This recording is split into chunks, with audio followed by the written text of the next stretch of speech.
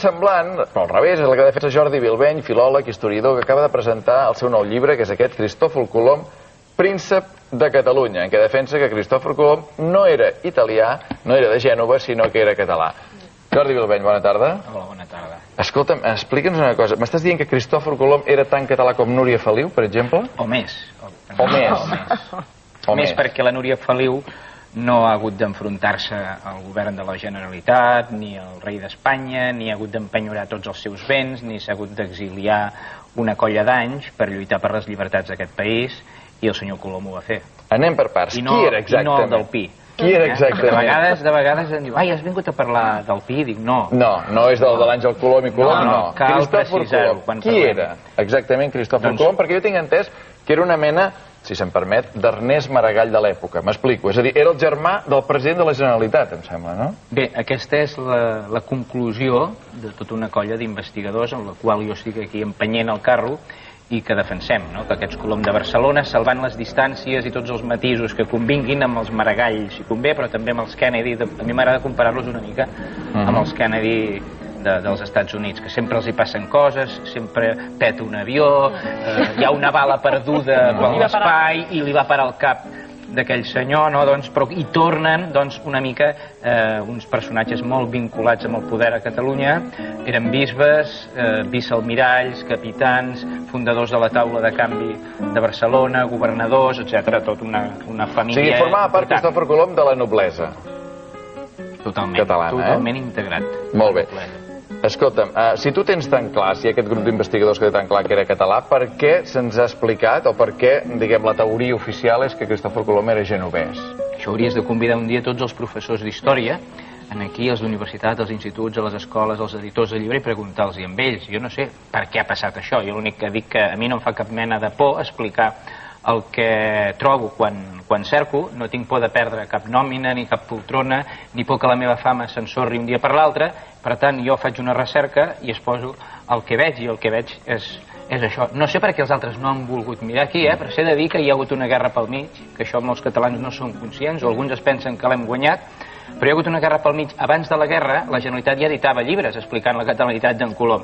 Hi ha hagut la guerra pel mig i ara els llibres expliquen que en Colom és genovès i que Catalunya gairebé ni existeix, que és una autonomia. Però ho expliquen els d'aquí o ho expliquen els de fora, també, de llibres de Cristòfor Colom. Escolta, el que sí que s'ha de dir és que aquest senyor, el Jordi Bilbeny, evidentment molts ja ho coneixereu, no és un il·luminat que ve aquí i diu, escolta, Cristòfor Colom és català, sinó que portes 18 anys de la teva vida, pràcticament. 18, analitzant la censura aplicada a la història d'en Colom, però més investigant què és la censura i com s'aplica en diversos espais de la història de la humanitat.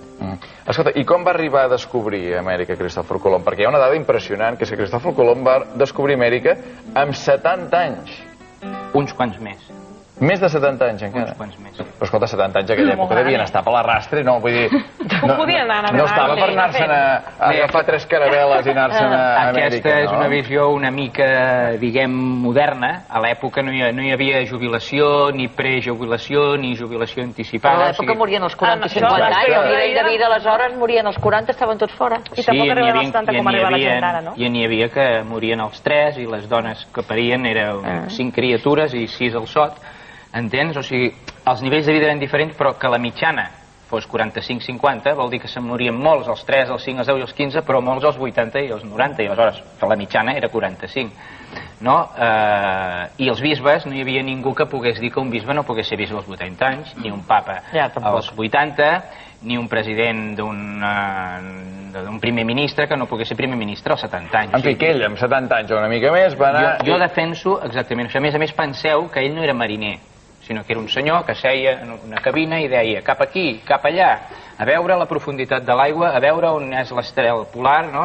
A veure com els vents com bufen, a veure què mengem avui per dinar. Bueno, lo de la dieta era fatal, agafaven tots escorbut perquè no podien menjar vitamines, o sigui que per un home de 70 anys, Déu-n'hi-do, vull dir que no era un règim d'allò més saludable.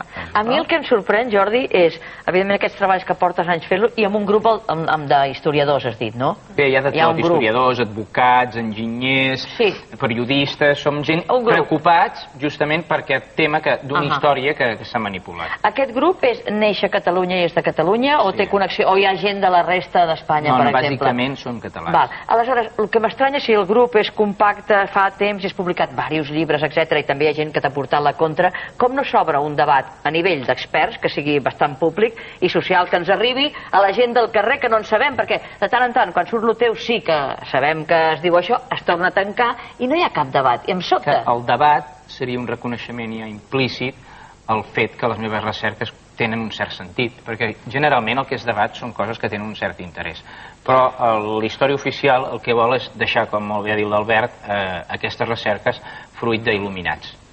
Si no són il·luminats, sinó que són gent que ens hem pelat les celles, per no dir altres coses, als arxius, a les biblioteques, contrastant la primera, la segona, la tercera i la quarta edició d'un mateix llibre, fent venir informació de tot el món. Comprem llibres a tot arreu, no? Aleshores, això potser posaria en evidència que nosaltres treballem i potser els altres fan o llepen xupa-xups. Jordi, una cosa, perdona.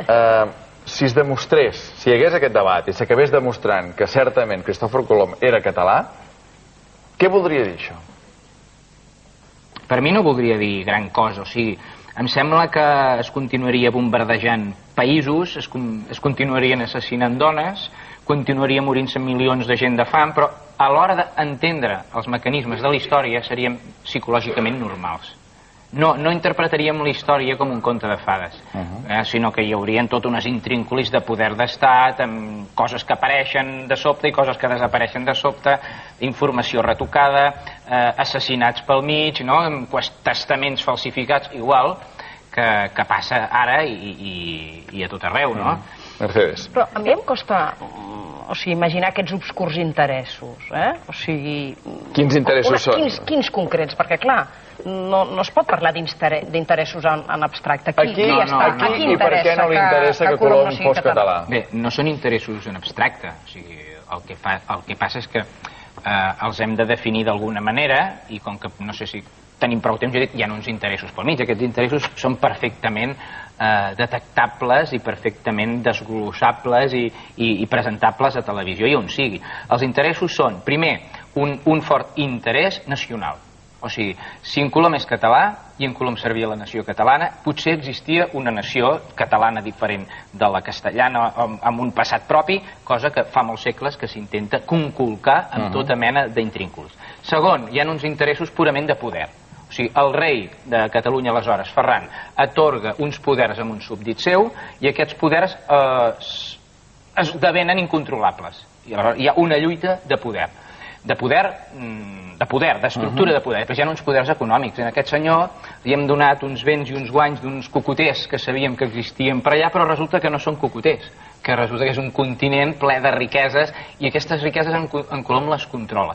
Doncs es tracta d'eliminar aquest senyor del davant, no? Home, hi ha dues coses. Ara una, estem a mig debat de l'Estatut, potser seria un moment abans de tancar-ho, part de l'aeroport del Prat, diguem també que fos un tema important aquest de Cristòfor Colom, i l'altre, el 20 de maig, farà 500 anys que va morir Cristòfor Colom.